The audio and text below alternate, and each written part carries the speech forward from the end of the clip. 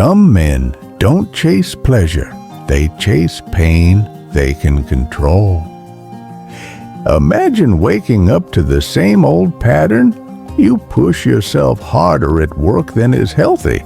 You punish yourself at the gym until you're injured, or you spiral into arguments, even when you know they'll scar you emotionally.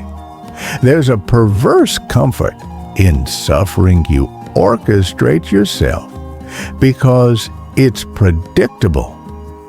Deep down, you're addicted to pain. Today, we'll expose why you return to self-sabotage loops, how Stoic analysis reframes your relationship with pain, and concrete practices to break trauma cycles. Over the next 16 minutes, you'll discover 6 expansive insights, each backed by Stoic wisdom and modern psychology, that transform controlled suffering into disciplined growth. You'll learn why pain feels like home, how to pause self-punishment, and how to step into the calm power that draws respect. Even those subtle smiles from younger women who sense your quiet authority. This isn't self-help fluff. It's a practical blueprint for personal power. Let's begin with Reason 1. Pain as predictable comfort. Reason 1. Pain as predictable comfort. As children, some of us grew up in unpredictable environments. Parents who shouted one moment, retreated the next. Friendships that promised loyalty but delivered betrayal. Pain became the only constant we could rely on. As adults, we unconsciously recreate that familiar suffering. Tight deadlines, punishing workouts, tense relationships, because it's what our nervous system recognizes as safe. A younger, less experienced man might chase the thrill of pleasure, seeking new highs. You chase controlled low-level pain because it signals familiarity. The irony is that this self-inflicted suffering deprives you of genuine satisfaction and erodes your vitality. Emotionally and mentally, it programs you for scarcity. There's always more to endure. Stoics teach that suffering arises not from events, but from our judgments about them. You label calm as boredom and pain as security. To break this loop, start an impulse log. Each time you feel restless in peace, write down the sensation you seek, e.g., pressure, tension. The behavior you default to, e.g., overworking, arguing. A Stoic alternative, e.g., I choose stillness, I choose purposeful rest. Over weeks, this practice rewires your brain. You'll begin to see calm moments as rare gifts rather than threats. When you catch her eye in a serene moment, perhaps while you both savor quiet coffee, she'll sense your new comfort with peace. That subtle smile is magnetic, signaling you've reclaimed your power from pain. Reason 2. Self-sabotage as control. Have you noticed how orchestrating pain gives you a false sense of mastery? When you provoke an argument or push through exhaustion, you feel in control because you understand the rules of the game, but in reality, you're handing your agency over to suffering. You subject yourself to a cycle where pain dictates your life. Consider the Stoic dichotomy of control. You can't master external events, but you can master your judgments, impulses, and actions. Each time you're about to self-sabotage, typing a scathing email, doubling your workout, or reopening a wound, incorporate a micro pause. Just 5 seconds to ask, is this action serving my purpose or feeding my trauma? Am I building strength or running from peace? Answering these questions shifts you from autopilot drama to intentional choice. The neurologist's term for this is cognitive interruption, and in the context of Stoicism, it's the moment you reclaim power over suffering. Over days, your body language shifts. Shoulders relax, chin lifts, gaze steadies. Instead of a man at war with himself, you become a man at peace with purpose. When she catches sight of you walking calmly through a hectic station or handling conflict with composure, that fleeting smile acknowledges, here is a man governed by choice, not by pain. Reason 3. Trauma loops and attachment.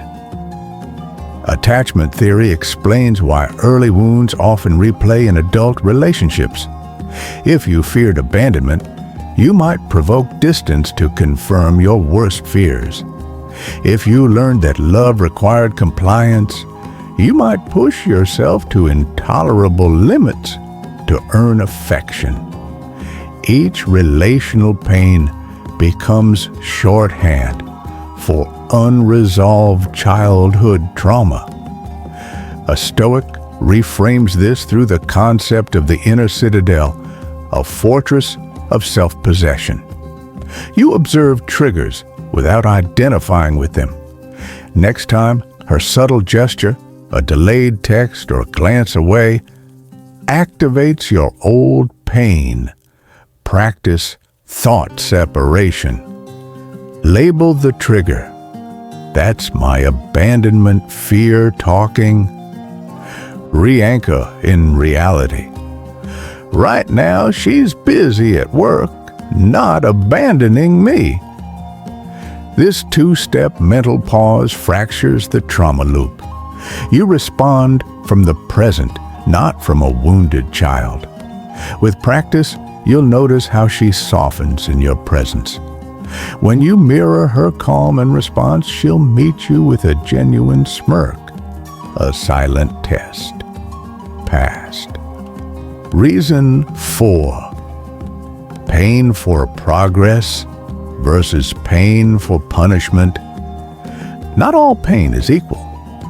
There's productive pain, like a challenging workout, a tough negotiation, or a frank conversation that forges growth. Then there's punitive pain, guilt-driven deprivation, self-criticism, or emotional masochism that perpetuates your suffering. Stoics practiced voluntary hardship, cold baths, fasting, endurance training to cultivate resilience. But they cautioned against self-flagellation, rooted in shame. To recalibrate, design a weekly growth agenda. 3 voluntary challenges, e.g., a cold shower, speaking your truth, tackling a fear. A framing statement. I accept this test to sharpen my character. Each morning, recite your agenda aloud. This shifts your mindset. You're not punished by the challenge. You choose it to build virtue. Your posture will reveal this shift. No more defensive curl, but an open, grounded stance. When you pass by in the gym or walk into a meeting, that silent presence beckons. She notices a man who channels pain into progress, not one who punishes himself for past mistakes. Reason 5. Rewriting the pain narrative. Words shape worlds. If your internal script reads, I'm broken or life is suffering, you'll act accordingly, seeking scenarios that fulfill that prophecy. To break free, employ nightly journaling to catch and reframe these stories. Each evening, write down one painful thought, that ran through your mind that day. Beside it, write a Stoic counter. Painful thought. I'll never feel safe. Stoic reframe. Through perseverance, I cultivate security within. Continue this practice for 90 days. Neuroscience calls this cognitive restructuring. You progressively overwrite defeatist scripts with narratives of growth and mastery. Physically, you'll notice reduced tension in your jaw, softer frown lines, and more unguarded eye contact. When she greets you with a slow, genuine smile, perhaps in an elevator or over coffee, you'll meet it with a confident nod, reflecting a man whose story is one of evolution, not of sorrow. Reason 6. Building the Stoic shield. Breaking pain addiction requires proactive inoculation, practices that prepare your mind for the unexpected. Craft a daily Stoic shield routine. Dawn ritual. 3 deep breaths. A Stoic prompt like, "What virtue do I serve today?" Midday presence check. Pause, scan your body, return to breath. Evening dispatch. Journal a triumph and a Stoic lesson. This triad doesn't eliminate life's trials. It equips you to face them with equanimity. Each return to the shield reinforces your inner citadel. Your posture grows more grounded, feet firmly planted, chest open, gaze steady. And your voice takes on a calm authority. In social settings, younger men fidget or monopolize conversations. You listen, you pause, you speak with purpose. Those fleeting smiles or glances you receive, they're tests of your presence, and you'll pass them effortlessly. Blueprint for personal power. Let's recap the 6 pillars to break free from pain addiction. Recognize pain as predictable comfort. Interrupt self-sabotage with purposeful pauses. Disrupt trauma loops with present moment separation. Embrace growth-oriented hardship over punitive suffering. Reframe your internal narrative through journaling. Fortify yourself with a daily Stoic shield routine. Pain no longer needs to be your refuge. Through disciplined practice, you transform suffering into strength. That quiet resilience radiates in your posture and presence, qualities that draw respect, trust, and those subtle smiles, signaling genuine interest. Which pillar will you implement today? Comment below.